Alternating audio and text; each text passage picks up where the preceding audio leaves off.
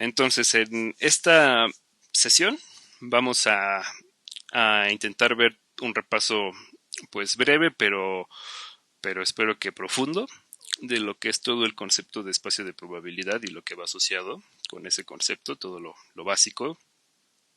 Y vamos a tratar de ir desde lo intuitivo hasta lo formal, ¿no? Hasta lo que ya sea matemático y muy formal. Entonces, todo lo que se estudia en esta materia, en varias materias, pero sobre todo en esta materia, a partir de esta materia, está relacionado con el concepto de experimento o fenómeno aleatorio. Uh-huh. Un experimento aleatorio, como me imagino que ya han visto, pues es cualquiera cuyo resultado pues no pueda definirse a través de las condiciones iniciales del experimento. O sea, que si tú repites el experimento varias veces con las mismas condiciones iniciales, pues no necesariamente el resultado va a ser el mismo en esas realizaciones distintas del experimento, ¿no? A eso es a lo que le vamos a llamar un experimento aleatorio. Y hay todo un debate de si realmente existen los experimentos aleatorios en la naturaleza o no, pero bueno, no nos compete a nosotros ponernos a discutir de eso demasiado tiempo, o por lo menos no en una clase como esta que es de repaso.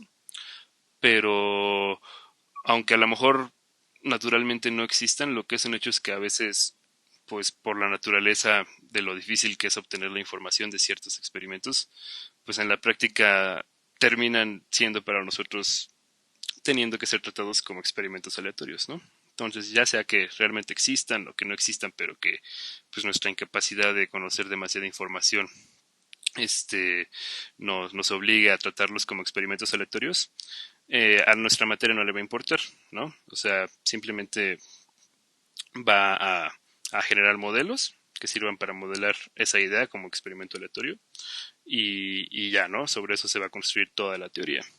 Entonces, cuando tú tienes un experimento aleatorio y quieres pues modelarlo, hacer cálculos que estén relacionados con este experimento. O sea, por ejemplo, ya en concreto en nuestra carrera, pues todo lo que tiene que ver con seguros, por ejemplo, pues va intrínseco con el concepto de experimento aleatorio, porque por ejemplo, si tú eres una aseguradora y estás asegurando a una persona por si se va a morir en cierto tiempo, pues no sabes si esa persona se va a morir, ¿no? Entonces, puedes repetir muchas veces ese experimento de estoy asegurando a una persona durante un año y en algunos casos, aunque los riesgos que corre esa persona sean muy similares o con los de otras personas inclusive, pues en algunos casos sí se va a morir y en algunos casos no se va a morir, ¿no?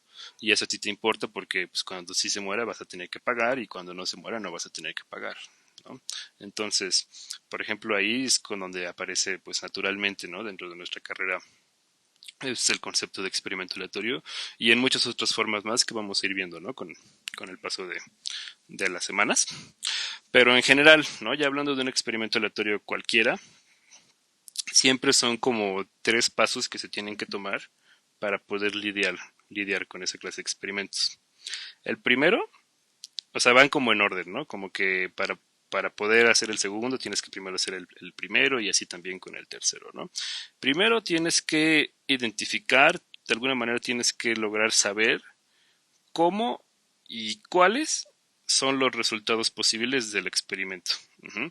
Porque si no conoces esto, estás totalmente perdido. O sea, lo mínimo que tú tienes que saber para aspirar a poder trabajar con un experimento aleatorio es poder identificar cuáles son los posibles resultados. Tú no vas a saber qué resultado específico es el que va a ocurrir al final de cuentas. Uh-huh. Es el que va a resultar del experimento, valga la redundancia. Pero lo que sí tienes que saber es por lo menos cuáles son los resultados posibles, ¿no? Ese es como el primer paso que sí es totalmente imprescindible. Uh-huh. Y después, una vez que ya tienes identificados cómo son los resultados y de hecho cuáles son los resultados posibles de ese experimento, tú tienes que ser capaz de definir eventos de interés que dependan del resultado del experimento aleatorio. Porque, o sea, la idea de evento y la idea de resultado parecen estar muy relacionadas, pero el evento es un poquito más poderoso. O sea, tú ya sabes qué resultados posibles tienes en tu experimento aleatorio, pero tú puedes plantear eventos cuya ocurrencia dependa de más de un resultado de los posibles. O sea, por ejemplo, si el experimento aleatorio es aventar un dado y ver qué cara cae, pues un resultado podría ser que caiga la cara 6, ¿no? O sea, solamente ese es un resultado posible, ¿no? Pero tú podrías considerar un evento que fuera cae una cara par, ¿no? Y eso formalmente no lo vas a modelar como un resultado del experimento, más bien lo vas a modelar como un evento. Uh-huh. Y por ejemplo, el resultado de la cara 6 sería uno de los tres posibles resultados que estarían asociados con el evento caipar. También estaría el resultado de que caiga la cara 4 y el resultado de que caiga la cara 2. Entonces, la diferencia como conceptual entre evento y resultado es que un evento es una proposición lógica cuya condición de ser verdadera o falsa depende de uno o de varios resultados posibles del experimento aleatorio. Entonces, por eso es importante primero tener claros cuáles son los resultados posibles para ya después con esos resultados poder definir los eventos que a ti te va a interesar estudiar. Uh-huh. Entonces, y una vez que ya tienes pues definidos los eventos que a ti te interesan, pues lo que nos va a interesar es ya poder calcular la probabilidad de que ocurran dichos eventos. Uh-huh. Entonces, o sea, si tú ya tienes definido que el evento que te interesa es que cae un número par, pues ya el siguiente paso, el último paso, por decirlo así, sería poder calcular la probabilidad de ese evento de que caiga un número par. Uh-huh. Pero bueno, entonces, ya que pues tenemos ubicados estos tres pasos como este método, o sea, lo importante es entender que todo esto es conceptual, ¿no? Ya lo que es el experimento, el fenómeno aleatorio, es algo que ocurre pues en la realidad, ¿no? O que por lo menos se aproxima mucho a algo que ocurre en la realidad, ¿no? Esto es algo que está en el mundo real, por decirlo de una forma simplona quizás, ¿no? Pero nosotros, pues como buenos actuarios, buenos semi-matemáticos que somos, queremos modelarlo todo con cosas abstractas, con cosas matemáticas que podamos manejar, ¿no? Que podamos formalizar para poder obtener resultados que nos vayan a ser útiles ya después en la aplicación. Entonces, lo que se hace en general al principio de esta materia es que esa idea de experimento aleatorio que se traduce a estos tres pasos, lo queremos pasar de la realidad al mundo de lo abstracto con un modelo matemático. Uh-huh. Y ese modelo matemático que nos sirve para representar el experimento aleatorio a través de estas tres nociones es lo que nosotros vamos a conocer como espacio de probabilidad, que normalmente se denota como una terna de componentes, omega, f y p. O sea, son tres componentes porque cada componente va a estar asociado a uno de estos tres pasos. Uh-huh. Entonces, lo que es importante entender es que a final de cuentas esto es un modelo matemático que aspira a pegarse a la realidad. Uh-huh. Pero muchas veces no lo va a lograr como tal, ¿no? O sea, a final de cuentas este va a ser un modelo que nosotros vamos a elegir. Y pues podríamos elegirlo muy bien o podríamos elegirlo muy mal. Entonces, una parte importante de esta materia, sobre todo de probabilidad 1, es que aparte de que uno se tiene que empezar a familiarizar con este tipo de modelo matemático específico, también uno tiene que empezar a desarrollar como ese feeling, por decirlo de alguna forma, como esa intuición probabilística para poder empezar a tú elegir qué modelo vas a utilizar para cierto experimento. Uh-huh. En esta materia también se busca que eso se vaya desarrollando. Ya en otras materias, como por ejemplo probabilidad 2, ya se deja un poco de lado esa parte de cómo elegir el modelo y ya te centras puramente en la teoría que se puede desarrollar a partir de este modelo, pero ya como concepto matemático. Uh-huh. Toda esa parte de asociar ese concepto matemático con un experimento que podamos ver en la realidad, se trabaja sobre todo en esta materia. Ok, ahora, ya para hablar de lo que sería la traducción al modelo matemático, conceptualmente les digo que la idea es que cada uno de estos tres componentes de la especie de probabilidad se asocie con uno de estos tres pasos. Entonces, conceptualmente, lo que vendría siendo omega sería el conjunto de todos los posibles resultados. O sea, el primer paso era identificar, ¿no? Lograr saber cómo y cuáles son los posibles resultados. Pues una vez que ya los tienes identificados, para ya pasarlo a un modelo matemático, pues esos posibles resultados tienes que lograrlos representar de alguna forma abstracta. ¿A qué me refiero con esto de que son representaciones abstractas? A que, por ejemplo, en el ejemplo típico de aventar una moneda y ver si cae águila o sol, pues realmente los dos posibles resultados es la cara que tiene el águila y la cara de la moneda que tiene el sol. Pero, o sea, tú no consideras el conjunto de la cara de la moneda que tiene el águila, coma la cara de la moneda que tiene el sol. Tú más bien te inventas algunos símbolos, algunos entes abstractos, algunos elementos que te represente uno la cara con águila y otro la cara con sol. Y por ejemplo, en este caso podrías utilizar pues letras, ¿no? A y S, de águila y sol, ¿no? Entonces tú ahí lo que estás haciendo es obteniendo una representación abstracta de lo que son los resultados del experimento aleatorio en la vida real. ¿Y por qué es importante que sea una representación abstracta? Porque una vez que ya tienes una representación abstracta, ya sea una letra, un número, un par ordenado, algo de ese estilo, pues ya tú puedes sin ningún problema considerar el conjunto de esas representaciones abstractas y manejarlo ya con todas las reglas y todas las nociones que uno tiene de álgebra, ¿no? De álgebra superior sobre todo. Entonces, por eso sí es como tal el conjunto de posibles resultados, pero casi siempre no van a ser como tal esos resultados, sino algo que represente a esos resultados, algo un poco más abstracto. Este, por otro lado, el segundo componente que es F, esto es una F, aunque no parece, yo lo sé, pero es una F, una F mayúscula, casi como estilizada según. Lo que va a ser F va a ser el conjunto de posibles eventos de interés. El segundo paso era poder definir los eventos de interés. Entonces, una vez que ya defines los eventos de interés, tú todos esos eventos los vas a meter dentro de un conjunto.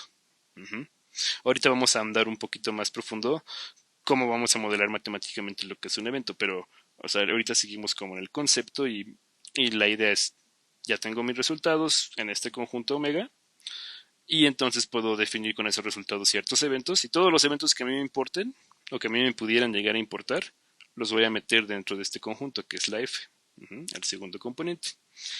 Y ya el tercer componente, que vendría siendo la P, va a ser una manera de calcular la probabilidad de los eventos. O sea, ya que tengo definido cuál es el conjunto de todos los eventos que a mí me podrían interesar, tengo que encontrar alguna manera de a esos eventos que me pueden interesar calcularle la probabilidad. Ahora, pues lo más sensato para tomar aquí ya en un sentido más matemático, pues es asociar a P con una función. Una función en la que tú le ingreses uno de estos eventos de este conjunto. Por eso se buscan conjuntos para que puedas ya utilizar funciones y cosas así de álgebra, ¿no? Entonces, tú tomas algún elemento de este conjunto que va a ser un evento que a ti te va a interesar y entonces mediante esta función P tú le vas a poder calcular un número que vas a interpretar como la probabilidad de que ese evento ocurra, que se suele interpretar como una medida de qué tan factible es que ese evento vaya a ocurrir cuando tú hagas una realización del experimento. O sea, se interpreta sobre todo como porcentaje. Si te da que la probabilidad es de 0.4, ¡ay Dios! Si te da que la probabilidad es de 0.4, pues lo que estaría diciendo es que más o menos el 40% de las veces que tú realices el experimento aleatorio, ese evento va a ocurrir, ¿no? Y puede que a lo mejor tenga una probabilidad altísima, no sé, de 0.99, y que tú realices el experimento y no ocurra, ¿no? O sea, no hay ningún problema porque pues tú estás diciendo que el 99% de las veces va a ocurrir, pero no que el 100% de las veces va a ocurrir, ¿no? Entonces, les digo, ¿no? Esa idea de que la probabilidad se asocia con una medida de lo factible que es la ocurrencia de un evento, pues ya es en un sentido más práctico. En un sentido teórico, no es tan necesario que la probabilidad esté asociada a esa idea, pero en un sentido práctico que les digo, sobre todo en este primer curso, es muy importante tener ese sentido práctico también presente. En un sentido práctico, lo que nos va a decir esta P va a ser, pues sí, una manera de decir qué tan factible va a ser que un evento ocurra. Pero bueno, ahora viene pues lo peliagudo, ¿no? Todo esto ha sido pues conceptual, aquí ya estamos poniendo un poquito de nociones un poquito más matemáticas de conjuntos y de funciones, ¿no? Pero pero ya matemáticamente hablando, ¿no? Ya todavía no con muchísima formalidad, pero ya en un sentido ya matemático, pues qué son estas cosas, ¿no? Pues por ejemplo, omega en general va a ser cualquier conjunto que no sea vacío. Uh-huh. Obviamente en la práctica no vas a tomar cualquier conjunto al azar, vas a tomar el conjunto que te sirva para modelar los resultados de tu experimento. Pero así ya como desde el punto de vista teórico, en general para omega puedes considerar cualquier conjunto que no sea vacío y este conjunto es llamado normalmente espacio muestral, así es como se le puso. A mí personalmente no me encanta ese nombre porque se confunde mucho con otra cosa que no tienen nada que ver con esto y que se utiliza en estadística que se llama espacio muestral y el de estadística como que sí tiene muchísimo más sentido llamarlo espacio muestral, pero bueno, en cualquier libro de probabilidad a este nivel pues van a encontrar que omega lo llaman el espacio muestral, entonces tampoco me voy a inventar otro nombre, ¿no? Así es como normalmente se le conoce. Pero lo que importa más allá del nombre es que, o sea, dentro de este conjunto, ya en la práctica, lo que tiene que ir dentro es la manera en la que tú representes los resultados de tu experimento aleatorio. Uh-huh.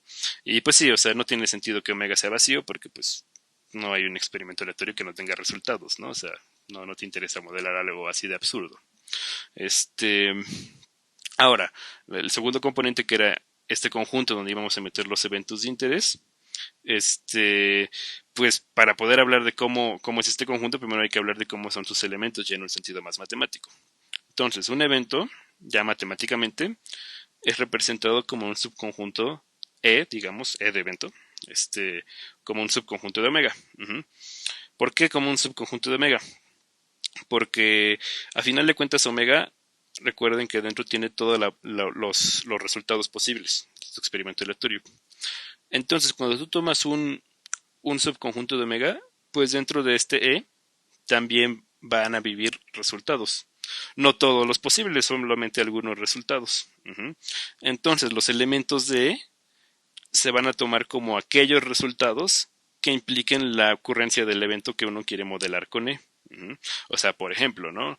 Ahorita vamos a ver un ejemplo escrito, ¿no? Pero siguiendo con el ejemplo que estábamos comentando de que podría ser el experimento de lanzar un dado, y habíamos platicado del evento en el que caía par, pues dentro, si con E estuviéramos modelando ese evento, cae un número par, los elementos de que tomaríamos serían el resultado que asociamos con que caiga la cara 6 y también el resultado que le asociemos a que caiga la cara 4 y el resultado que asociemos con que caiga la cara 2. Entonces en E vivirían tres elementos que serían los tres resultados que hacen que caiga un número par.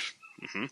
Entonces, o sea, en general, un evento se representa con todos los resultados que implican su ocurrencia. Uh-huh.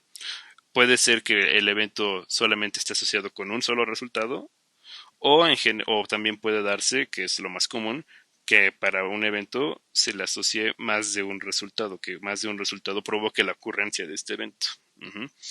Entonces, pues si modelamos matemáticamente a los eventos con subconjuntos de omega, ¿no? con conjuntos de resultados, de algunos resultados específicos, pues, y el F va a ser un conjunto donde adentro le vamos a meter los eventos, pues a final de cuentas el F sería un conjunto de conjuntos.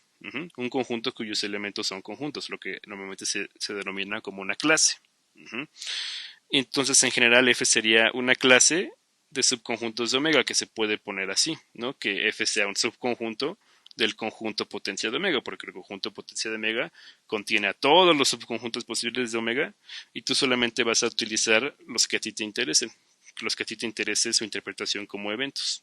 Aquí adentro vas a tener un montón de conjuntos y cada conjunto va a tener algunos resultados dentro y aquí solo vas a tomar los que te interesen, los que te interese a ti sacarle probabilidad, o por lo menos todavía desde el punto de vista un poquito conceptual, solamente vas a tomar los que te interesen. Ya luego ahorita vamos a ver pues que esta F no puede ser cualquier clase de subconjuntos de omega, tiene que ser una clase que cumpla ciertas propiedades específicas, pero eso lo vamos a ver ahorita más adelante. Y les digo, ¿no? Lo importante que lo que tiene que ser muy claro ahorita es que sí tiene sentido, o sea, modelar a un evento como un subconjunto de omega, ¿no? ¿Por qué? Porque dentro del evento metes los resultados, por eso tiene que ser subconjunto de omega, que hagan que ese evento ocurra. Y bueno, ya al conjunto donde metes todos los eventos que te interesan, normalmente se le llama el llamado espacio de eventos, ¿no? Ese sí, pues no tiene nada de malo el nombre, ¿no? Es muy claro, es donde viven tus eventos, los eventos que te interesan. Ahora, para el tercer componente ya en un sentido matemático, bueno, voy a ver aquí otra vez. Lo que queríamos era poder calcular, una vez que ya teníamos los eventos, que pues ya lo vamos a tener aquí, ¿no? Dentro de nuestro espacio de eventos. Una vez que ya teníamos los eventos, pues queríamos poder calcular probabilidad de dichos eventos, ¿no? O sea, y eso lo íbamos a hacer mediante P, que iba a ser una función, lo habíamos comentado, que iba a representar una manera de calcular la probabilidad de los eventos. Ya en un sentido un poco más matemático, pues si nosotros queremos que P adentro, en el argumento, le metamos eventos, pues su dominio tendría que ser justamente el espacio de eventos, ¿no? Para que nosotros en P podamos evaluar todos los eventos que nos interesen o que nos pudieran llegar a interesar. Y lo que queremos que nos regrese lo que vendría siendo su codominio, pues son números entre 0 y 1, porque les digo, la probabilidad ya en la práctica tiene esa interpretación de ser como una especie de porcentaje, ¿no? Entonces, podría ser, por ejemplo, en lugar de tomar entre 0 y 1, podríamos tomarlos entre 0 y 100, también sería válido, pero, o sea, ya para interpretarlo ya directamente como un porcentaje. Pero, pues en la práctica es un poco más cómodo esto, y pues ya en la teoría se tomó como estándar que sea esta escala entre 0 y 1 en lugar de entre 0 y 100, y pues así es como se hace ya ahora sí que más por convención que otra cosa, ¿no? Este, y bueno, lo importante es que esta función, pues sí no tiene como dominio el espacio de eventos, y es llamada medida de probabilidad. Y ya el número de una evaluación, ¿no? Si A es un elemento de este espacio de eventos, o sea, es un evento de interés, pues al número P de A se le interpreta como la probabilidad de que el evento A ocurra.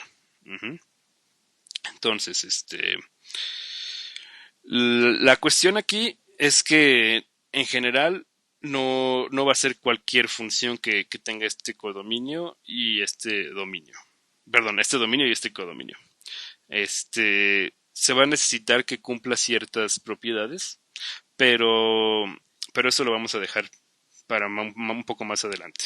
Ahorita lo que vamos a hacer va a ser ver un ejemplo de un espacio de probabilidad y más o menos pues ilustrar estas ideas que hemos estado comentando.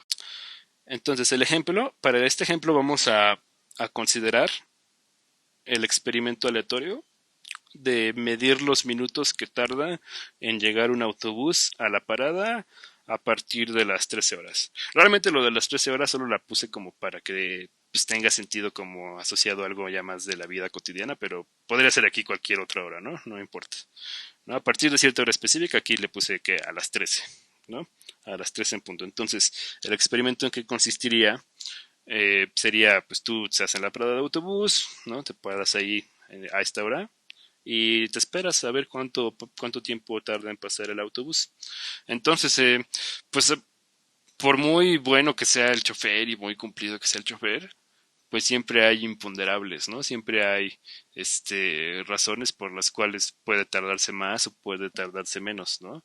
Entonces, pues sí, es muy factible que tú hagas el mismo experimento en días distintos y que pues a tu manera de ver las cosas, las condiciones del experimento sean las mismas y que aunque lo hagas de la misma forma, el experimento te dé resultados distintos, ¿no? O sea, que un día se tarde, no sé, 25 minutos en llegar, o otro día se tarde 5 minutos en llegar, u otro día se tarde 1 hora en llegar. Digo, ya depende mucho de qué autobús específico estemos hablando, de qué parada estemos hablando, ¿no? Pero sí, o sea, en general, tú no tienes una forma de saber a qué hora exacta va a llegar, cuántos minutos, exactamente cuántos minutos se va a tardar en llegar el autobús. Y aquí no lo escribí como tal, pero sí es importante hacer la observación que para este ejemplo vamos a considerar como que vamos a medir los minutos enteros, ¿no? O sea, no vamos a medir minutos fraccionados. O sea, si se tarda 3 minutos con 35 segundos, vamos a considerar que se tardó 3 minutos en llegar, ¿no? Si se tarda 3 minutos exactamente, también también vamos a considerar que se tardó 3 minutos en llegar, ¿no? No, ahorita todavía no nos vamos a meter en ya en minutos ya con fracciones, que sí se puede, pero para que no quede tan complicado, que de por sí va a quedar con bastante chiste el ejemplo, pero para que no quede tan complicado, pues vamos a considerar solamente los minutos enteros, ¿no? No fracciones de minuto, y nada por el estilo. Y entonces, con eso en mente, pues podríamos tomar, por ejemplo, como nuestro espacio muestral, como nuestro conjunto de los posibles resultados, pues al resultado de que se tarde entre 0 y 1 minuto en llegar, pues el número 0, ¿no? Y al resultado de que se tarde entre 1 minuto y 2 minutos en llegar, pues el número 1, ¿no? De que se tardó 1 minuto. Y al resultado de que se tarde 2 minutos, entre 2 y 3 minutos en llegar, pues el número 2, de que se tardó 2 minutos. Y así sucesivamente tomar en general, pues todos los números naturales. Quizás para algunos pudiera parecer un poquito exagerado tomar todos los números naturales, porque pues sí es un poco absurdo pensar que se va a tardar millones de minutos, ¿no? Pero bueno, ahora sí que si no nos dan más información, pues uno tiene que considerar esas posibilidades, ¿no? Y obviamente la lógica sería que entre más grande fuera el número, pues la probabilidad de que se tarde esa cantidad de minutos se vaya haciendo muy pequeña, ¿no? Por ejemplo, en ese experimento en particular, eso sería algo muy lógico, ¿no? O sea, a lo mejor si en tu modelo vas a considerar la posibilidad de que se tarde 1 millón de minutos, pero la probabilidad de que eso ocurra tiene que ser ridículamente pequeña, ¿no? Para que pues tenga cierto sentido de aplicación, ¿no? A la vía, lo que es esperar un autobús en la vida real. Pero les digo, si no tenemos una información muy concreta de cuál es el máximo número de minutos que se podría tardar, pues sí tendríamos que considerar pues, cualquier cantidad de números, ¿no? En abstracto posible, y pues por lo ende tendríamos que poder utilizar un espacio muestral que pues pueda considerar cualquier cantidad de minutos posible, ¿no? Entonces, no es la única forma, ¿no? De elegir el espacio muestral. O sea, aquí estamos tomando esto asociado a la idea de que quede en cierta cantidad de minutos, ¿no? Pero pudimos haber tomado alguna otra cosa que no fueran estos números en concreto, ¿no? Aquí, en este experimento en particular, creo que sí es muy natural tomar este conjunto como espacio muestral, pero podría haber otro que fuera equivalente, ¿no? Y también en este experimento, para no complicarnos demasiado la existencia, lo que podemos tomar como espacio de eventos pues es a cualquier subconjunto de este conjunto, ¿no? No siempre se puede hacer esto. Hay algunos detalles muy técnicos ya de la parte formal de la teoría que impiden que en ciertos casos se pueda tomar esto de esta forma. Pero, pero en este caso sí se puede y no presentaría ningún problema. Y pues sí, les digo, para no complicarnos demasiado la cabeza en, oye, ¿qué eventos me van a interesar y cuáles no? Pues ponemos que nuestro espacio de eventos son todos los eventos que podríamos imaginarnos, ¿no? Que serían todos los subconjuntos de este conjunto, de este espacio muestral. Y una vez que ya elegimos estos dos componentes de nuestro espacio de probabilidad, pues lo que nos faltaría sería pues elegir una medida de probabilidad, una función con la que vamos a calcular la probabilidad de nuestros eventos, ¿no? Que en este caso va a ser cualquier subconjunto de omega, ¿no? Entonces, elegir P no es tan sencillo. O sea, en general no es tan sencillo. Y les digo, va mucho más la dificultad en el sentido de que tienes que tener cierta intuición, tienes que ir desarrollando cierta intuición para empezar a ver para qué tipo de experimentos, qué tipo de medidas de probabilidad son convenientes, ¿no? Aquí no me voy a poner todavía a explicar por qué en este experimento en concreto la medida que propongo abajo es conveniente, ¿no? Eso ya correspondería a la segunda, la tercera unidad del curso. Aquí pues van a tener que confiar en mí. Y una opción sensata, bueno, hasta cierto punto sensata, no digo que es la opción correcta, ¿no? Pero una opción para modelar un experimento como este podría ser definida mediante la siguiente estructura. Tomar como la probabilidad de A, o sea, donde A sería cualquier subconjunto de omega, cualquier elemento de esta F. Tomar como probabilidad de A la suma sobre los enteros que vivan en A, porque si A es un subconjunto de omega, pues en este caso va a ser un conjunto de enteros también, ¿no? Entonces, sumar sobre todos los enteros que vivan en este A que vamos a sacar de la probabilidad, las probabilidades del conjunto que solamente tenga ese entero. Y dices, oye, pero pues, no es, ¿cómo se define esto? Pues justamente como que la idea para construir esta función sería definir por separado cómo sería la probabilidad de este conjunto específico que sí es un subconjunto de omega, ¿no? O sea, es un subconjunto de aquí, pero que tiene la peculiaridad que solo tiene un elemento. Entonces, primero defines cómo es la probabilidad de un conjunto que solamente tenga un elemento y ya con eso reconstruyes la de un conjunto que tenga más de un elemento mediante esta suma.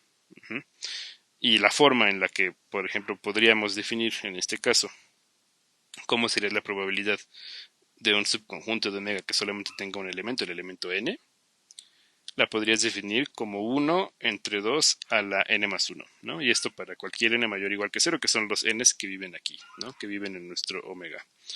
Les digo, aquí lo pinté un poco al revés, pero la idea más bien sería, primero defino cómo, cómo es la probabilidad en estos eventos muy específicos que solo tienen un elemento, y ya definiendo la probabilidad en esos eventos específicos que solo tienen un elemento, puedo reconstruir mediante esta regla de correspondencia más general la probabilidad de cualquier otro evento. Entonces, si ya tenemos como está definido abajo la probabilidad del elemento n, bueno, del evento que solamente tiene al elemento n, pues aquí también quedaría una suma. Y en lugar ya de esto, pues ponemos lo que tenemos aquí abajo, ¿no? Sería la suma sobre los n's que pertenecen a de 1 entre 2 a la n más 1. Ahora, reitero, esta solamente es una medida de probabilidad que se podría ocupar en este experimento, o sea, no es la única que se podría ocupar, ¿no? Lo que en general prácticamente cualquier medida de probabilidad para un experimento como este sí va a cumplir es que se va a tener que definir mediante esta como forma, ¿no? Como primero definirla para los puntos, por decirlo así de alguna forma, para los eventos unitarios, los eventos que solamente tienen un resultado, primero definirlo para esos eventos y ya con la forma en la que lo definiste para esos eventos puedes reconstruir la de cualquier otro evento mediante estas sumas. Eso en general para este experimento prácticamente cualquier medida de probabilidad que sea como utilizable en un experimento así, sí se va a cumplir, ¿no? Como primero definir para un punto y ya después con eso generalizarlo para conjuntos que tengan más de un punto. Lo que sí va a poder cambiar, por supuesto, pues es este número, ¿no? 1 entre 2 a la n más 1, pues es un número que prácticamente yo ahorita me estoy inventando, ¿no?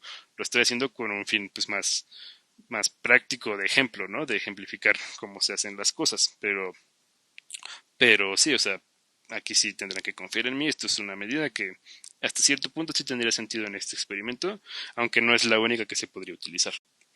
Ahora, aquí es bien importante, pero sí, voy a colgarme de aquí para hacer una observación que es bien importante que quede muy clara. ¿No? Aquí le puse ojo. O sea, si tú puedes tener al elemento n, ¿no? Como un elemento de omega. O sea, n es lo que sería un posible resultado, ¿no? Un posible resultado del experimento, que en este caso representa que el autobús tarde n minutos en llegar. O sea, n como resultado representa eso, n minutos, que se tardó el autobús. Pero tú también podrías considerar este otro componente, ¿no? Este otro ente abstracto que aparece aquí, que es el singulete, así le llaman algunos, de n, el conjunto unitario de n, el conjunto cuyo único elemento es n, ¿no? Y ese, como es un conjunto, es un subconjunto de omega, pues va a ser un elemento de nuestro espacio de eventos, ¿no? Va a ser un evento en sí mismo, ¿no? Entonces, lo que quiero aquí recalcar es que el n sin corchetes, el n como elemento, o sea, es un resultado. Pero ya el n con corchetes, ya viéndolo como el conjunto, es un evento. Y en este caso sería el evento, el autobús tarda n minutos en llegar. Y entonces aquí se puede dar una confusión porque por un lado dices, mira, mi elemento representa que el autobús tarde n minutos en llegar y mi evento, que es n con corchetes, también representa el autobús tarda n minutos en llegar. Pero hay que tener claro que matemáticamente el elemento n y el conjunto cuyo único elemento es n no son lo mismo. Matemáticamente es cosa. Entonces ya en el sentido del modelo matemático, y también en el sentido conceptual, ¿no? Pero sobre todo en el sentido del modelo matemático, o sea, no va a ser lo mismo un resultado que un evento. Aunque en estos casos, en los que tomas eventos que solo tienen un resultado asociado, sí podría ser un poco confuso. Es importante que ni siquiera esos casos sea confuso, ¿no? Sí hay que tener bien en claro que una cosa es un resultado y otra cosa es un evento. O sea, ya en el modelo matemático nunca van a ser lo mismo un resultado que un evento, aunque sí estén muy relacionados. Un poco con la idea de que esto quede claro, pues podríamos, por ejemplo, tener otro evento, ¿no? Un evento que podemos llamar B y que escrito como evento, como proposición lógica, sea el autobús tarda al menos media hora en llegar. Esto sería viéndolo como evento, como proposición lógica. Es una proposición lógica que podemos decir si es cierta o es falsa una vez que ya sabemos cuál fue el resultado del experimento aleatorio. Pero ya modelado matemáticamente como un conjunto, adentro de ese conjunto B tendríamos que meter todos los resultados del experimento aleatorio que hagan que esta proposición lógica se vuelva verdadera. Entonces, los resultados que hagan que el autobús tarde al menos media hora en llegar sería el resultado de que se tarda 30 minutos en llegar, o 31 minutos en llegar, o 32 minutos, o 33, y así sucesivamente, ¿no? A partir de los 30 minutos, cualquier cantidad de minutos posterior si esa resulta ser el resultado del experimento, pues va a provocar que este evento se vuelva cierto. Entonces, para modelar este evento como un conjunto de nuestro espacio de eventos, pues serían estos elementos que tenemos aquí a partir del 30 en adelante. Y entonces aquí sí ya tendría que estar muy clara la diferencia. O sea, aquí los resultados serían estos, ¿no? Los resultados serían el 30, el 31, el 32, ¿no? Son los resultados que provocan que el evento sea cierto. Y aquí pues hay varios resultados que provocan que este evento sea cierto. En contraste con el otro caso que teníamos, que aquí eran eventos que solamente tienen un resultado. Entonces, aunque estos eventos que solo tienen un resultado típicamente pueden causar mucha confusión entre las nociones de resultado y evento, pues cuando ya tienes claro que un evento puede estar asociado con varios resultados, pues ya no se te tendría que complicar tanto diferenciar esos conceptos. Ahora, por ejemplo, ¿no? Para ejemplificar cómo serían los cálculos ya utilizando esta clase de modelos, este, podríamos pues intentar calcular la probabilidad de este evento B ya utilizando la medida de probabilidad que pues habíamos propuesto, ¿no? Que les digo, aquí prácticamente me la inventé yo, pero ya después van a ser capaces de proponerlo a ustedes, ¿no? Este, y siguiéndola, pues la probabilidad de B, como o sea, de este evento de aquí, del evento, el autobús tarda al menos media hora en llegar, la probabilidad de que el autobús tarde al menos media hora en llegar utilizando este modelo, este, pues por definición, como lo habíamos tomado, tendría que ser sumar sobre todos los enteros que estén dentro de B, ya pensándolo como conjunto, uh-huh, las probabilidades de los eventos puntuales, ¿no? De los eventos que solamente tengan un resultado adentro, que son las que sí definimos explícitamente en este modelo. Y entonces, en este caso en particular, con este B en particular, pues sumar sobre los n's que pertenecen a B es sumar sobre estos n's, ¿no? El 30, el 31, el 32 y en adelante.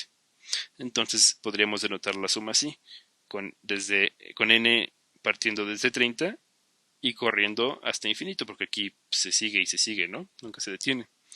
Entonces se convertiría en una serie, ¿no? Desde n igual a 30 hasta infinito. Y la p de el singulete de n la habíamos definido como 1 entre 2 a la n más 1. Entonces, esta probabilidad de b, mediante esta definición, ya específicamente para este evento b se convertiría en esta serie, en este número. Uh-huh. Y pues para calcular esta serie, pues solamente hay que hacer algunos trucos, ¿no? Bueno, no es tan complicado si ya sabes calcular series, obviamente. Si no sabes calcular series, estás perdido. Este, aquí lo que podríamos hacer es que sacamos un medio, porque este 1 entre 2n más 1, digo, entre 1 entre 2 a la n más 1, perdón, lo puedes ver como un medio a la n más 1. Y eso lo puedes ver como un medio multiplicado por un medio a la n, que sería lo que tenemos aquí abajo, y el un medio lo puedes sacar de la serie como constante. Y entonces te quedaría la serie con los mismos índices desde n igual a 30 hasta infinito de un medio elevado a la n. Y esto es una serie geométrica. La serie geométrica es una de las poquitas series que sí tiene una fórmula explícita. Y pues como no voy a asumir que todos se acuerdan, deberían de acordarse, pero sinceramente yo, por ejemplo, cuando estaba en su posición tampoco me acordaba. Pues vamos a rápido a ver cómo era esta fórmula. En general, si tenías un valor R cuyo valor absoluto era menor que 1, y tú, por ejemplo, quieres calcular una suma geométrica, aquí pongo la versión en la que empieza el índice valiendo cualquier n y termina en cualquier m. Obviamente m mayor o igual que n, ¿no? Aquí no lo puse, pero eso se debe de entender. O sea, normalmente muchos se saben la fórmula cuando empieza en 0. Yo aquí voy a ponerles la fórmula cuando empieza en n para que sea más útil, ¿no? Y ya mejor se aprenden esta y el cuando empieza en 0 es un caso particular. Entonces, la suma de las potencias de una constante, ¿no? De r a la k, aquí sería el índice el que va cambiando, que es k, se llama suma geométrica. Y cuando empieza en el índice en n y termina en m, el valor que toma esta suma siempre va a ser r a la n, que es r, que es la razón, que es lo que se llama, lo que se está elevando, elevado al primer término, ¿no? Elevado al primer término del índice, y luego menos r elevado al m más 1, que es justamente como el primer término que ya no está considerado en esta suma. El último término que sí se considera sería r a la m. El primero que ya no se considera es r a la m más 1. Entonces la reglita sería esa, ¿no? Como el primer término que se considera en la suma menos el primer término que ya no se considera en la suma. Y luego todo lo divides entre 1 menos r. Uh-huh. Esto siempre que el valor... Bueno, esto de hecho en general, siempre que r sea distinto de 1, esto es válido, ¿no?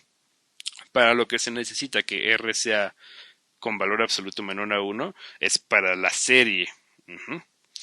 Y cuando tú quieres calcular la serie, para que esta suma, obteniendo el límite cuando m tiende a infinito, que sería una forma de calcular la serie, converja, ahí sí ya es necesario esta condición de que su valor absoluto sea menor que 1. Entonces, si tú sacas el límite cuando m tiende a infinito, a esto no le hace nada, a esto de abajo no le hace nada, y si esto se cumple, Cuando tú mandas m a infinito y estás elevando algo que su valor absoluto es menor que 1, ese término va a ir tendiendo a 0. Y si ese término va tendiendo a 0, pues lo que obtienes es lo que tenemos aquí abajo. Que la serie geométrica, que empieza en n y no termina, ¿no? Se va hasta infinito. Simplemente va a ser el primer término de la serie, que en este caso sería r a la n, entre 1 menos la razón. Mucha gente, les digo, se sabe las versiones que empiezan en 0, pero también están estas versiones que empiezan en n, y obviamente son más convenientes, porque pues, si te sabes esta, la del 0 es un caso particular, pero al revés no. Entonces, si utilizamos estas fórmulas para, bueno, en concreto esta sería para nuestro caso, para la serie geométrica, aquí teníamos una serie de ese estilo, ¿no? Aquí R sería un medio, y un medio sí cumple que su valor absoluto es menor que 1, entonces esta serie sí va a converger, y a lo que converge sería al primer término de la serie, que sería un medio a la 30, porque el primero es n igual a 30, entre 1 menos la razón, que la razón es un medio. Y afuera se quedaría el un medio que ya habíamos sacado como constante de la serie. Entonces, si se fijan, este un medio se va a cancelar con el 1 menos un medio, que también es un medio, ¿no? Porque uno está multiplicando y el otro está dividiendo. Y al final lo único que nos queda es un medio elevado a la 30, o lo que es lo mismo, 1 entre 2 elevado a la 30. Entonces, mediante este modelo que estamos suponiendo, la probabilidad de B sería 1 entre 2 elevado a la 30. Entonces, esto vendría siendo la probabilidad de B, y pues en este caso es un número muy pequeño. Y, por ejemplo, también podríamos considerar al evento pues B complemento. En este caso, B pues será los enteros a partir de 30. Pues B complemento tomando como universo los enteros a partir de 0, que era lo que habíamos elegido como omega. Este sería pues a partir de 0 y hasta 29, ¿no? Son los que no viven en B. Y esto también sigue siendo un elemento de nuestro espacio de eventos, por cómo definimos nuestro espacio de eventos, porque esto sigue siendo un subconjunto de lo que habíamos elegido como omega. Entonces tendría que ser un conjunto al que también le pudiéramos sacar la probabilidad. Entonces, de forma similar, si quisiéramos sacar la probabilidad, en este caso de B complemento, pues lo que definimos sería que era sumar sobre todos los elementos que pertenecen a B complemento las probabilidades puntuales de esos elementos. Aquí en este caso tendríamos ahora una suma finita, ¿no? Que empieza en 0 y termina en 29, y igual de las probabilidades puntuales que siguen teniendo la misma forma, 1 entre 2 a la n más 1. Aquí, pues lo único que tendríamos que hacer sería igual sacar un medio, darnos cuenta de que esto es una suma geométrica, y en este caso utilizar la fórmula para la suma finita geométrica. Un medio no es 1, entonces se puede utilizar esa fórmula. Nos queda el un medio que habíamos sacado como constante. Luego el primer término de esta suma geométrica sería un medio elevado a la 0, porque el primer término es cuando n es igual a 0, entonces nos queda un medio a la 0, menos el primer término que no se considera, pues es justamente 1 después de n igual a 29, entonces quedaría un medio elevado a la 29 más 1, que eso es 30, y dividido siempre entre 1 menos la razón, que es 1 menos un medio. Y de manera similar con el otro caso, este un medio se cancela con este un medio que va a aparecer aquí abajo, y este un medio a la 0 pues es un 1, y un medio a la 29 más 1 es 1 entre 2 a la 30, entonces nos queda que la probabilidad de B complemento es 1 menos 1 entre 2 a la 30, que la calculamos, o sea, mediante la definición de lo que utilizamos nosotros como P para nuestro modelo. Lo que es interesante observar aquí, por ejemplo, es que se da que la probabilidad de B complemento es 1 menos la probabilidad de B. Y sí, porque aquí la probabilidad de B complemento nos dio que es 1 menos 1 entre 2 a la 30. Y 1 entre 2 a la 30 era la probabilidad de B. Entonces, por ejemplo, esta propiedad la checamos para un B y un B complemento muy específicos. Pero que esta relación se satisfaciera sería algo que a nosotros nos interesaría que siempre pasara, porque tiene todo el sentido del mundo. O sea, lo que estás diciendo es, yo quiero sacar la probabilidad de que no ocurra el evento B. Ah, pues fácil.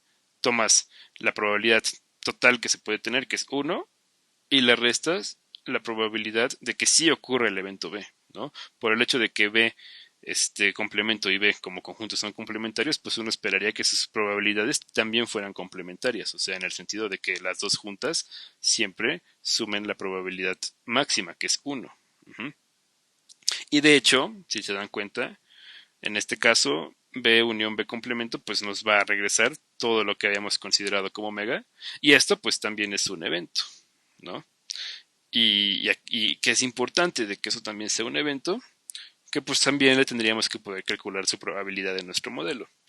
Y si hacemos eso, pues por definición sería esto que tenemos aquí, o sea, lo mismo que hemos estado manejando, solo que sumando sobre todo los n's que pertenecen a omega, y así nos quedaría una serie ya desde n igual a 0 hasta infinito de las probabilidades puntuales que ya vimos que tienen esta forma en nuestro modelo, y pueden calcular esta serie con la fórmula, o en este caso pues podrían hacer este truco mañoso y darse cuenta de que esta serie geométrica la pueden partir en una suma finita desde 0 hasta 29 y en la serie infinita desde 30 hasta infinito. Uh-huh.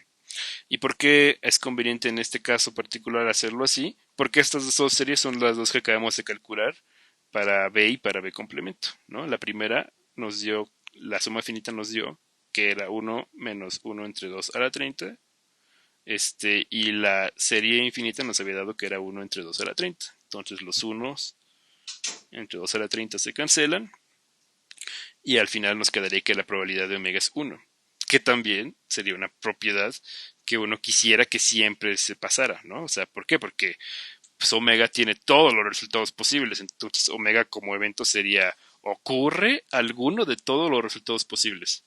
Pues eso siempre va a ocurrir, ¿no? O sea, ese evento siempre va a ser cierto, ¿no? Sin importar qué experimento aleatorio estemos considerando, porque siempre cualquier experimento aleatorio, cuando lo realices, va a ocurrir alguno de sus posibles resultados. Entonces, pues sería lógico que nuestras medidas de probabilidad al evento omega siempre le asocien el número máximo de probabilidad que se le va a poder asociar, que en este caso sería 1, por como estamos tomando nuestra escala, ¿no? Acuérdense, P iba a ser una medida que iba a ir entre 0 y 1. Entonces, esto sería algo que aquí vimos que en este caso particular sí se cumple, pero que uno quisiera que siempre se cumpliera. E inclusive, ¿no? Estas propiedades son deseables, pero también aquí intrínsecamente, cuando partimos la probabilidad de omega en la probabilidad de B complemento, que era esto de aquí, más la probabilidad de B, que era esto de acá, también inclusive intrínsecamente lo que hicimos fue ver que la probabilidad de B unión B complemento, que es justamente omega, ¿no? Es lo que teníamos escrito aquí arriba, intrínsecamente vimos que a la probabilidad de B unión B complemento se tiene que poder calcular como la probabilidad de B más la probabilidad de B complemento. Y eso también es algo que tiene muchísimo sentido, porque los eventos B y B complemento son eventos que no pueden ocurrir al mismo tiempo, ¿no? Que no pueden ocurrir de forma simultánea, ¿no? Entonces, si tú tienes eventos que no pueden ocurrir de forma simultánea y quieres calcular la probabilidad de la unión que representaría que ocurra B o que ocurra B complemento, como no pueden ocurrir de forma simultánea, pues lo lógico sería que tú puedas calcular la probabilidad solamente que ocurra B o la probabilidad de que solamente ocurra B complemento y que sumarlas te regrese la probabilidad de la unión. Si pudieran ocurrir de forma simultánea, aquí podrías estar sumando cosas de más, porque habría algunos resultados que coincidirían en B y que coincidirían en el otro evento. Pero en este caso no puede haber resultados que estén tanto en B como en B complemento porque pues son disjuntos como conjuntos. Entonces, o sea, los resultados que vivan en B unión B complemento van a ser unos resultados muy específicos que vivan en B y otros resultados distintos que vivan en B complemento. Entonces, por eso tiene que tener todo el sentido del mundo poder calcular la probabilidad de eventos que no ocurran al mismo tiempo, que no compartan resultados, como la suma de las probabilidades individuales de cada evento. En este caso, pues es un caso un poquito extremo, porque estamos tomándolos como complementos, pero en general, si tuvieras dos eventos que no compartieran resultados, que no tuvieran resultados en común, que no pudieran ocurrir simultáneamente, esta relación de calcular la probabilidad de la unión como la suma de las probabilidades individuales tendría todo el sentido del mundo que se siguiera cumpliendo, aunque no fueran complementos, con el simple hecho de que fueran eventos que no compartieran resultados. Entonces, con estas observaciones ya terminaríamos el ejemplo. Y es que precisamente pues esta propiedad que sería deseable, esta otra propiedad de que la probabilidad de omega sea igual a 1, que también es deseable, esta propiedad de que, de que eventos disjuntos se pueda calcular la probabilidad de su unión de esta forma, ¿no?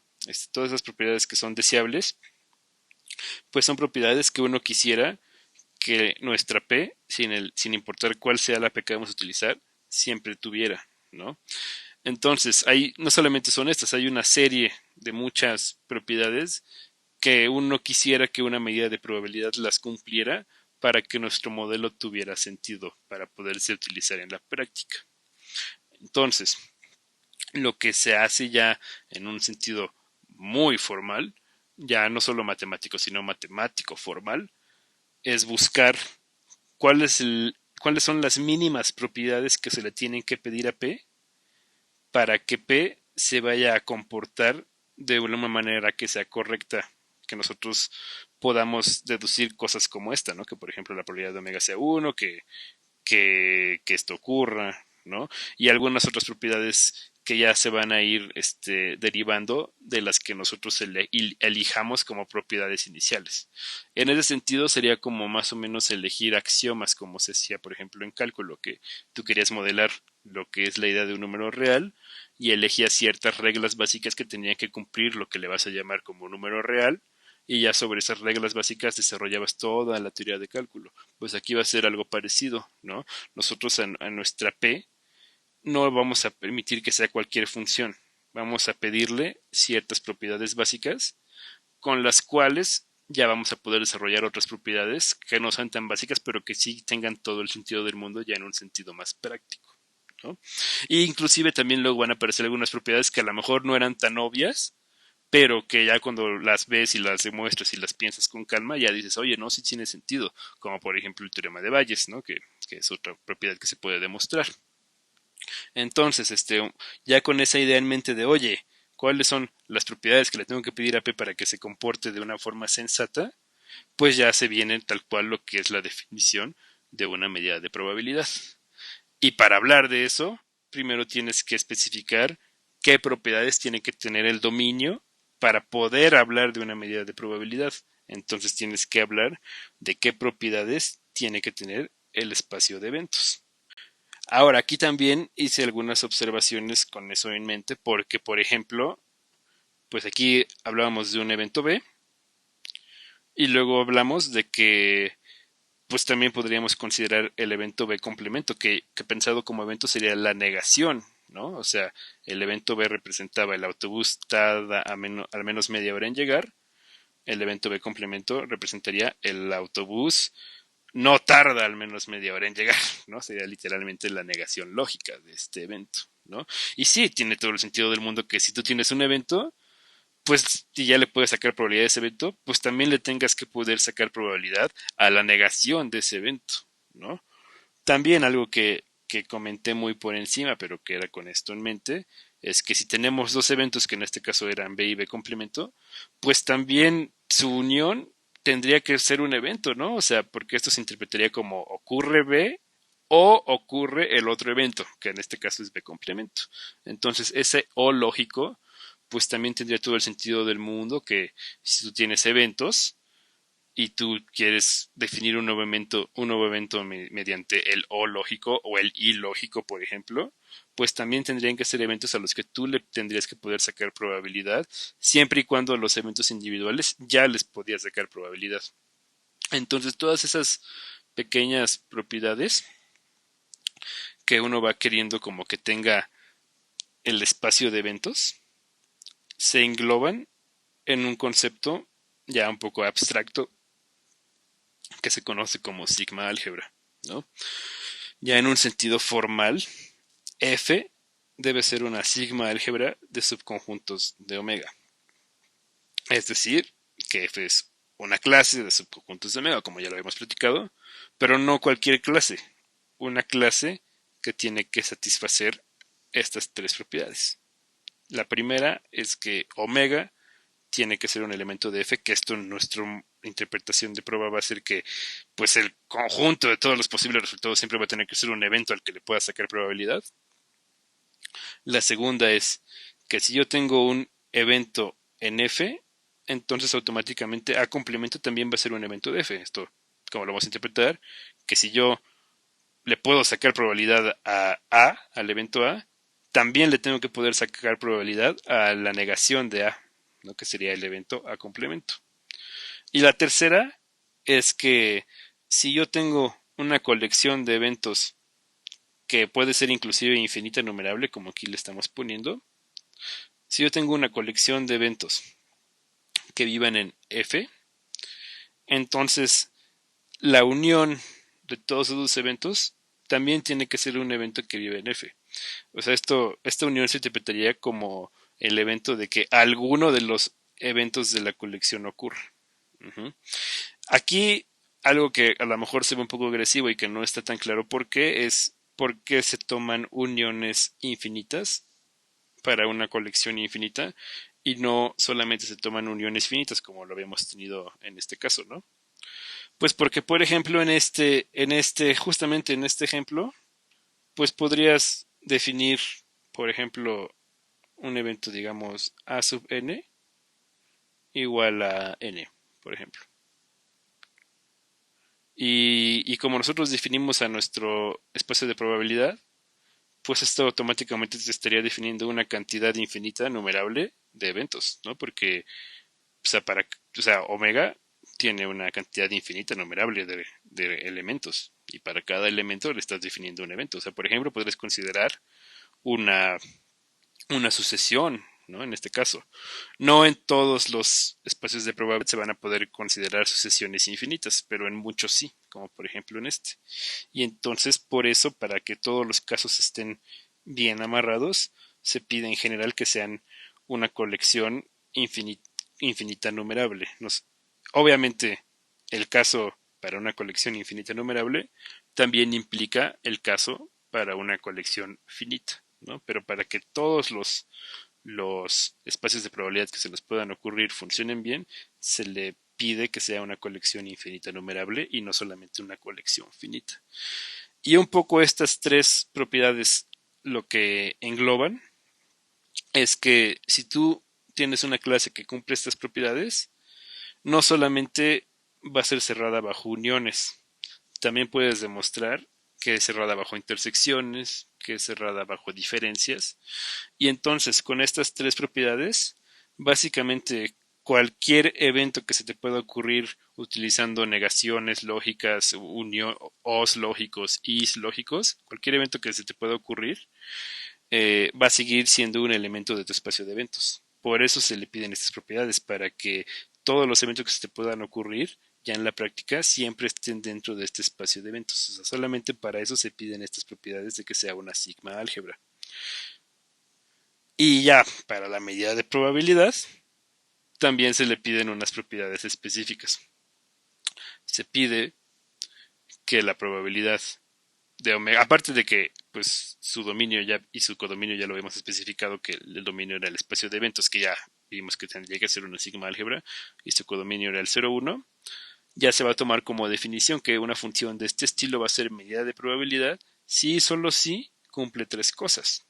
La primera es que la probabilidad de omega es 1, que es una de las propiedades que vimos que aquí se cumplían y que platicamos que serían deseables y que tienen mucha lógica. La otra propiedad que se le va a pedir es que pues la probabilidad de A siempre sea un número no negativo para cualquier A que nosotros le podamos evaluar, cualquiera en nuestro espacio de eventos. Y la tercera es que si tenemos de nueva cuenta, una sucesión de eventos, ¿no? En general, una cantidad infinita numerable de eventos, pero que cumplan con la peculiaridad de que la intersección de esos eventos sea vacía siempre que no estemos intersectando eventos con el mismo índice, o sea, siempre que los índices de los eventos sean distintos. Entonces, la intersección nos da vacía. Siempre que esto pase para una colección, lo que tiene que pasar es que la probabilidad de la unión de sus eventos se pueda calcular como esta suma, como esta serie de las probabilidades individuales. O sea que es un poco la generalización de lo que habíamos platicado en nuestro ejemplo que ocurría con B complemento, ¿no? Esto de aquí. Pero voy a lo mismo. A veces puedes considerar una cantidad no numerable, toda una sucesión infinita de eventos. Entonces, para que queden bien amarrados también esos casos, no se no basta con pedirle que sea aquí una cantidad finita de eventos, tienes que pedirle una cantidad infinita numerable de eventos. Entonces, la idea de que la intersección de los eventos sea vacía, pues ya lo habíamos comentado, va con la idea de que no compartan resultados en común. Y entonces, eso quiere decir, se le llama, ya en un lenguaje más probabilístico, que sean mutuamente excluyentes. O sea, ¿esto qué quiere decir? Que los eventos no pueden ocurrir al mismo tiempo. ¿Por qué no van a poder ocurrir al mismo tiempo? Porque no hay resultados en común, ¿no? Los resultados en común es vacío, ¿no? No hay. Entonces, como no hay resultados en común, no hay un resultado que haga que los dos eventos ocurran al mismo tiempo. Entonces, así se les llama, que son mutuamente excluyentes. Entonces, lo que dices es, si yo tengo eventos que no pueden ocurrir al mismo tiempo y quiero calcular la probabilidad de que alguno de ellos ocurra, entonces eso lo tengo que poder calcular como una suma de las probabilidades individuales de cada uno de esos eventos. Y esta propiedad, ya escrita en esta versión, para una cantidad infinita numerable, se le conoce como sigma aditividad. Y suele ser la que a veces es un poco complicado de demostrar cuando te piden demostrar que algo es medida de probabilidad. Estas dos normalmente son muy sencillas y esta sí se puede llegar a complicar. Sobre todo pues porque puede ser una cantidad infinita. Ahora, ya para concluir, lo único que hay que resaltar es que estas tres propiedades en conjunto son como las mínimas que se requieren para deducir otras muchas propiedades que tienen mucho sentido cuando se habla de probabilidad, ¿no? De las propiedades que tiene que cumplir una medida de probabilidad. Por ejemplo, esta propiedad de que la probabilidad de B complemento se pueda calcular como 1 menos la probabilidad de B, se puede deducir, se puede demostrar utilizando estas tres propiedades. Hay algunas otras, como que por ejemplo, si un evento A está contenido en un evento B, entonces la probabilidad de A tiene que ser menor o igual que la probabilidad de B. Eso también tiene mucho sentido y también se puede demostrar utilizando esto. Y también hay algunas propiedades que a lo mejor al principio no son tan obvias, no son tan evidentes que se tendrían que cumplir, como lo son pues el teorema de probabilidad total, el teorema de Bayes, ya cuando ya involucras probabilidades condicionales también aquí. Y todo eso se puede demostrar utilizando estos fundamentos. Entonces, similarmente a como para la definición de sigma álgebra se tomaban como las propiedades mínimas que se le deben de pedir para que se comporte bien esta clase, este dominio de la medida de probabilidad, igual aquí se toman como las propiedades mínimas que se tienen que cumplir para que esta función se comporte de una manera sensata ya en la práctica para tratarla lo que sería una probabilidad. Y también comentar que quizás esta segunda es un poquito redundante con lo que tenemos aquí arriba de que el codominio está entre el 0 y el 1, porque si esto se cumple, pues automáticamente eso se va a cumplir, ¿no? Porque pues estos números de aquí ya son mayores o iguales que 0, pero muchas veces sí se incluye dentro de los axiomas, porque si tú demuestras estas tres en conjunto ya te implican que el codominio de la función P no se puede salir de aquí. Estas tres en conjunto te implican que el codominio tiene que estar aquí. Entonces por eso normalmente es más fácil demostrarlas estas tres que demostrar la primera, la tercera y demostrar lo de que el codominio esté aquí. Entonces por eso se suele incluir, aunque suele parecer redundante. Pero bueno, reitero, estas propiedades sirven para deducir otras que también son muy útiles ya a la hora de hacer cálculos de probabilidades. Y, y pues sí, en ese sentido serían como una especie de axiomas para lo que le vamos a llamar que es una medida de probabilidad, ya que conforme a estas tres propiedades se va construyendo toda la teoría